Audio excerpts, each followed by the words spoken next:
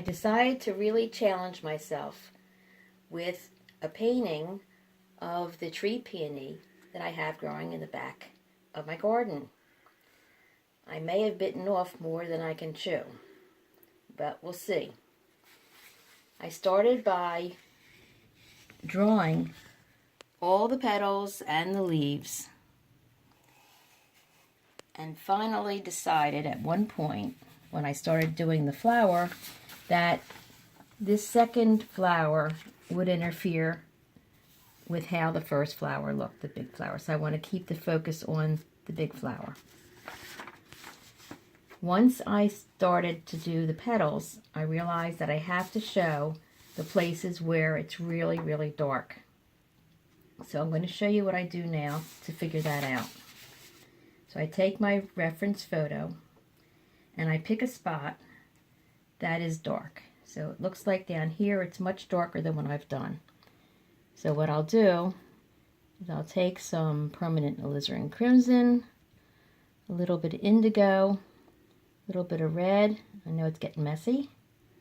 And then I'm going to go into this spot, if I can find it again, in here where it's darker. And I'll just sort of lay it in those colors. And then I will rinse out my brush and then kind of smooth this out to try to get that look. Also, underneath this little white flap here, I'm going to do the same thing and take some of the color, wick off some of the water, and go right underneath it to just make it look a little bit darker, like it's curling over. And then I'll do the same thing, and that may take a couple times to do that. And I'll look for other areas again where it's dark and see if I've made it dark enough. And it looks like over here it could use some.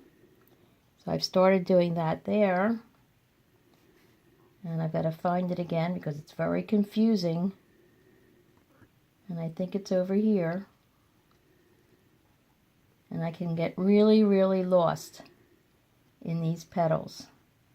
So we'll see when I get the final one done whether I figured it out. I also have not decided on how I'm going to treat the background.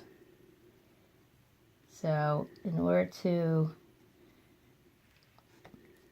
force me into thinking about it, I've started doing some of the leaves and then decided to put a wash of greens and blues and yellows there, and eventually you'll get to see the finished product.